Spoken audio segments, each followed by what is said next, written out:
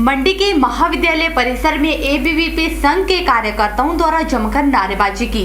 नारेबाजी के दौरान सरकार द्वारा बनाए रूसा प्रणाली का विरोध किया और संघ की मांगों को लेकर प्रधानाचार्य कार्यालय के बाहर धरना प्रदर्शन किया।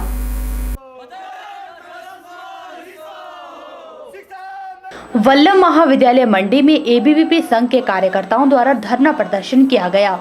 अधिक जानकारी देते हुए एबीवीपी के जिला संयोजक योगेश ठाकुर ने बताया कि विश्वविद्यालय ने बिना योजना के रूसा प्रणाली को राज्य के महाविद्यालयों में शुरू किया था।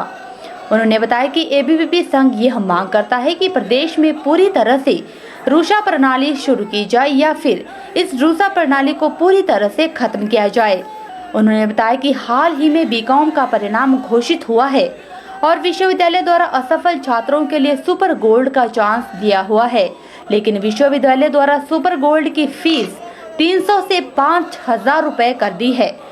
उन्होंने कहा कि इस फीस वृद्धि का एबीवीपी संघ विरोध करती है और एबीवीपी संघ के कार्यकर्ताओं ने यह मांग की है कि विद्यालयों की लोकतंत्र चुनाव प्रणाली शुरू की जाए।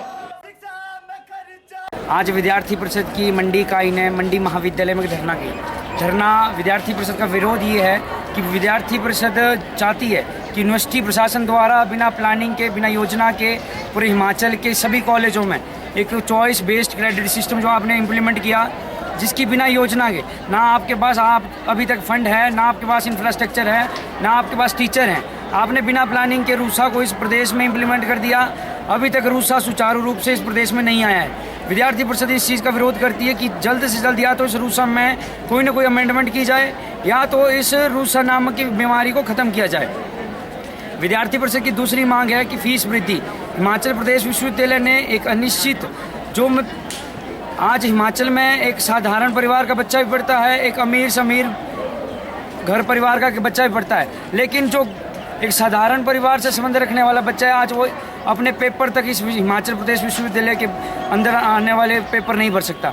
अभी मैं एक दो दिन पहले बीकॉम और बीए के सेकंड और थर्ड ईयर की सेकंड ईयर का जो रिजल्ट निकला उसमें मैं देख रहा था कि सुपर गोल्डन चांस जो यूनिवर्सिटी ने दिया है उसमें 5,000 रुपये फीस जो है सुपर गोल्डन चांस की ली जा रही है, जबकि पहले यही चांस 300 और 500 में दिया जाता था, लेकिन आज इसकी फीस 300 से बढ़ा के सीधी 5,000 कर दी गई है। तो विद्यार्थी परिषद का सीधा विरोध है कि इस फीस को तुरंत वापस लिया जाए।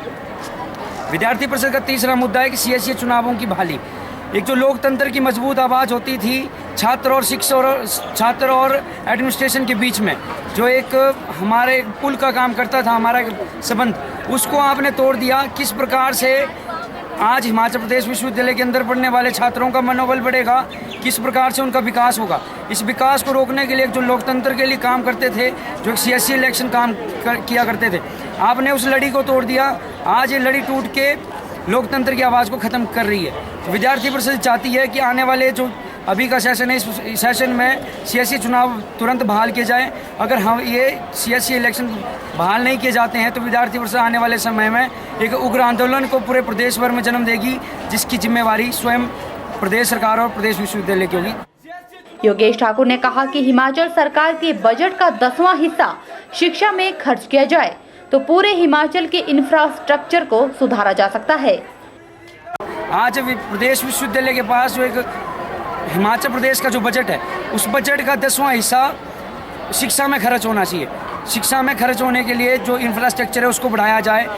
और अगर मेरा मानना है कि अगर 10वां हिस्सा शिक्षा का बजट जो हिमाचल प्रदेश का बजट है उसका अगर 10वां हिस्सा शिक्षा में खर्च कर दिया जाता है तो उस शिक्षा के खर्च को, उस बजट के जो 10वां हिस्सा है उसमें पूरे हिमाचल का जो इंफ्रास्ट्रक्चर है, जो टीचरों की कमी है, कहीं एलए की भर्ती नहीं हो पा रही है, कहीं क्लर्क की भर्ती नहीं हो पा रही है, इस सिस्टम को ठीक ढंग से नहीं चलाया जा रहा है। तो मुझे लगता है कि 10वां हिस्सा अगर बजट का शिक्षा में खर्च होगा तो हमारी शिक्षा जो है सुचारू रूप से पूरे प्रदेश भर में चल सकती है।